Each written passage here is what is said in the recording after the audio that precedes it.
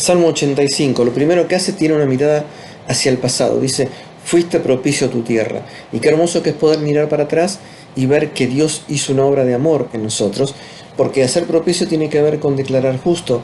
Eso lo podemos ver en Lucas 18, cuando el publicano decía, sé propicio a mi pecador, y después dice, volvió primero justificado, descendió justificado. Después dice a tu tierra, lo que nos habla de la pertenencia a Dios, porque es su pueblo. Después dice, perdonaste, no, después al final dice, volviste a la cautividad. Y esto hace referencia a que cuando Dios primero nos hace propicio, nos declara justos por medio del, obviamente en el presente, de la sangre de su Hijo, nos reconoce suyos, tu tierra, después de eso Él puede volvernos a su presencia. Versículo 2, perdonaste la iniquidad de tu pueblo y todos los pecados de ellos cubriste. Lo primero acá es todos, esa referencia, ¿no? La gracia de Dios abarca cualquier tipo de condición en la que una persona se encuentre. Después dice, perdonaste la iniquidad, o sea, la injusticia de tu pueblo, pero al final dice, los pecados de ellos cubriste. Recordemos que en el Antiguo Testamento, como Romanos 5 lo explica, la sangre de los sacrificios cubría hasta que el Señor Jesucristo vino y quitó esos pecados. Mientras tanto, Dios lo podía cubrir. Eso lo tienen en Romanos capítulo 3, del 24 al 26. Reprimiste tu enojo, te apartaste del ardor de tu ira. La justicia de Dios obviamente exige el castigo por el pecado, pero el Señor, ¿qué hizo? Frenó eso, y observa la frase, te apartaste del ardor de tu ira. O sea, ese ardor de la ira después termina cayendo en la cruz sobre el Señor Jesucristo, pero Dios podía hacerlo con esa esperanza futura. Después dice, versículo 4, y ahora habla del presente. O sea, él en el pasado sintió este perdón de Dios, y ahora va al presente y dice, restáuranos, oh Dios, de nuestra salvación y haz cesar tu ira sobre nosotros. Ellos volvieron a caer en pecado como pueblo, y entonces le vuelve a decir a Dios, Dios, vuelve a hacer lo mismo que hiciste antes, restáuranos, pones en la condición en la que estábamos, Dios de nuestra salvación, porque es la única opción que tienen, porque es el único que tiene capacidad para salvar, porque es la única fuente de la salvación, y haz cesar tu ira. Este es un detalle para nosotros. No por ser hijos de Dios estamos exentos del castigo divino. Dios, dice Hebreos capítulo 12, que Dios castiga al que recibe por hijo. Es un castigo obviamente medido, controlado y con un objetivo, que es sanar, curar, enseñar, corregir. Versículo 5, dice, ¿estarás enojado contra nosotros para siempre? ¿Extenderás tu ira de generación en generación? Eso habla la respuesta de Dios, ¿no? Dios no es que se enoja indefinidamente, sino que mientras existe la condición de pecado en su pueblo, obviamente Dios no va a tener una buena relación.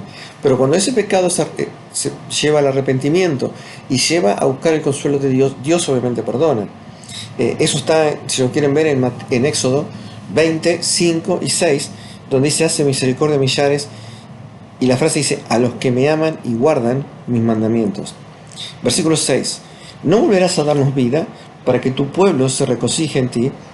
Obviamente el pecado arrastra, separa de Dios, la gracia y el amor conduce a la presencia de Dios, que es la vida, y esto debe producir gozo en el cristiano, ¿no? En el cristiano la presencia del Señor es gozo. Acuérdense, entra en el gozo de tu Señor, ¿sí? Versículo 7, muéstranos, oh Jehová, tu misericordia y danos tu salvación. El salmista sabe que Dios es misericordioso y sabe que la fuente de que Dios obre en favor de su pueblo nace en su propio amor, el amor propio de Dios, ¿no? Y eso lleva a que dé la salvación. No nace en que el hombre pueda hacer algo, sino en simple reconocimiento de la condición del hombre y el amor infinito de Dios. Ahora, mirando esto en el presente, ese pedido de restauración, ahora dice, va a mirar al futuro y dice, escucharé lo que hablará Jehová Dios, porque hablará paz a su pueblo y a sus santos, para que no se vuelvan a la locura. Él ahora dice, yo voy a estar atento, Dios, sé que mi posición es escucharte nada más, no voy a discutir, no voy a exigir, voy a escucharte. ¿Por qué? Porque sé que de tu corazón saldrán palabras de paz a su pueblo, Israel, a sus santos, los cristianos. ¿Para qué? Para guiarlos. ¿Para qué? Para que no se vuelvan a la locura. Dios los va a conducir, ¿sí? y el cristiano debe escuchar. Versículo 9. Ciertamente cercana está su salvación a los que le temen, para que habite la gloria en nuestra tierra. Y esto también es precioso, porque no está hablando de un temor de miedo, sino el temor que lleva el hecho de saber que uno está en pecado. Cuando uno siente eso, que es arrepentimiento, obviamente cercana está la salvación, porque es lo que Dios quiere en el hombre y Él hace el resto. Y cuando hace eso, Dios viene a habitar en el cristiano. Por eso dice, para que habite la gloria en nuestra tierra. Dios viene a estar en compañía de sus hijos. Versículo 10. La misericordia y la verdad se encontraron, la justicia y la paz se besaron. Hoy nosotros de este lado de la historia sabemos que esto es la cruz del Calvario, donde la misericordia y el amor de Dios, pero también la verdad que exigía castigo por el pecado, se juntaron. Donde dice la justicia, la ira de Dios cayendo sobre su propio Hijo Santo, y la paz, el otorgamiento a aquellos que reconocen como Salvador, se besaron, se unieron en la cruz del Calvario. Dice, la verdad brotará de la tierra y la justicia mirará desde los cielos. El Señor dijo que si Él moría, el grano llevaría mucho fruto. Y esto es lo que está diciendo acá. Esa verdad que el Señor trajo va a hacer que muchos lo reconozcan no me sé la palabra, que vayan detrás de Él, sería la frase.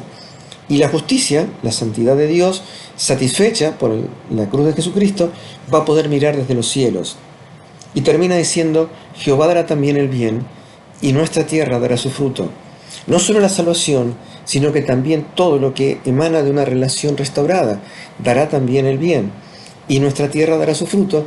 La tierra, los cristianos van a hacer devolverle en alabanzas a Dios que le otorgó la salvación. Y termina diciendo, la justicia irá delante de Él, y sus pasos nos pondrá por camino. El Señor Jesús caminó totalmente en obediencia, fue un ejemplo de vida, por eso dice, irá delante de Él, y sus pasos nos pondrá por camino. Él dejó un camino que todo cristiano debe seguir. Por eso este salmo es hermoso, porque mira para atrás y dice, ya obraste bendición en mi vida, fuiste propicio.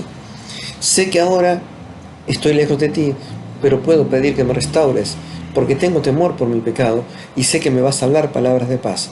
Y puede mirar el futuro con esperanza, porque hubo una cruz en nuestra historia, donde la justicia, la misericordia, la gracia y la verdad de Dios se unieron para darnos esperanza futura. Y también la vida del Señor Jesús nos dio un ejemplo para vivir. Así que reflexionemos, léanlo más tranquilo, más despacio. Salmo 85, que el Señor les bendiga.